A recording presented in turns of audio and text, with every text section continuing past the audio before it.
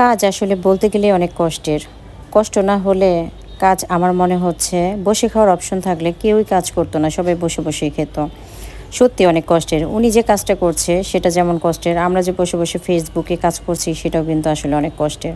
Hello, আসসালামু আলাইকুম। আমি পারভীন প্রেমা চলে আসলাম একটা ভিডিও নিয়ে। আশা করি আপনারা আমার সাথেই থাকবেন। তো আমি বলতে চাচ্ছি যে আসলে বসে বসেই করি বা যেভাবেই করি কাজটা কিন্তু খুব কষ্টের এবং ফেসবুকে কাজ করতে গেলে সবচেয়ে বেশি যেটা সেটা হচ্ছে অনেক ধৈর্যের প্রয়োজন। মানে এতটাই ধৈর্যের প্রয়োজন যে বলে বোঝানোর মতন, একমাত্র যারা কাজ করে তারাই বুঝতে পারবে। এবং অনেকে আমার মনে হয় অধৈর্য হয়ে বেরো হয়ে যায়, কাজও করে না। কেন বলছি এ কথা? দেখেন, আমরা প্রথমত কিন্তু সেট আপটা পাওয়ার জন্য উঠে পড়ে লাগে। তো একটা সময় দেখা গেছে অনেকটা পার্সন সেট আপ পেয়েছে এবং অনেক ব্যক্তিরা কিন্তু সেট আপ পায়নি। ওরা খুব পরিশ্রম করেছে। তো এখন যখন একটা সময় সবাইকেই সেট আপটা দিচ্ছে, তো এখন কি করছে?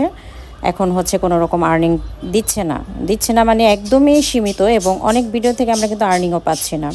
আচ্ছা, আর্নিংয়ের সাবজেক্ট না হয় বাদ দিই। তারপর যেটা আসে, দেখেন কাজ করতে, করতে আপনি কাজও করছেন এক্সেস, আবার হঠাৎ করে খেয়ে যাচ্ছেন কমেন্ট ব্লক। সেটার জন্য আবার একটা ধৈর্যের পরীক্ষা। আবার হচ্ছে, আচ্ছা সেটা না হয় বাদ দিই, কমেন্ট ব্লকের কথা বাদ দিলাম। দেখেন সেদিন হঠাৎ করে আমার কিন্তু মোটামুটি পে আউটটা নর্মালি ঠিক মতোই আসে। সেদিন হঠাৎ করে আমাকে দিয়ে দিয়েছে কি, মানে ফেল্ড দিয়ে দিয়েছে, যেটা কিনা দেখার পর তো আমি অধৈর্য হয়ে গিয়েছিলাম। তো যাই হোক, অনেকের সহযোগিতায় এটা সমাধান হয়েছে আমার।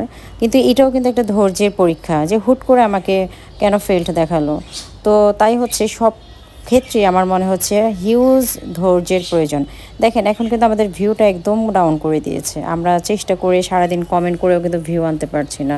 তো তাই সবাইকে বলবো, কাজ করতে গেলে আসলে পর্যাপ্ত পরিমাণ ধৈর্য নিয়ে তারপরে কাজ করবেন। কারণ হয়তো বা এখন যে আমরা লেভেলটা বা যে পরিস্থিতিগুলো আমরা পার করছি, সামনে হয়তো বা একটা মানে ভালো একটা দিন আসবে এবং অবশ্যই আমরা সাফল্য অর্জন করব। আর এভাবে ধৈর্য নিয়ে আমাদের কাজ করে যেতে হবে। ধন্যবাদ।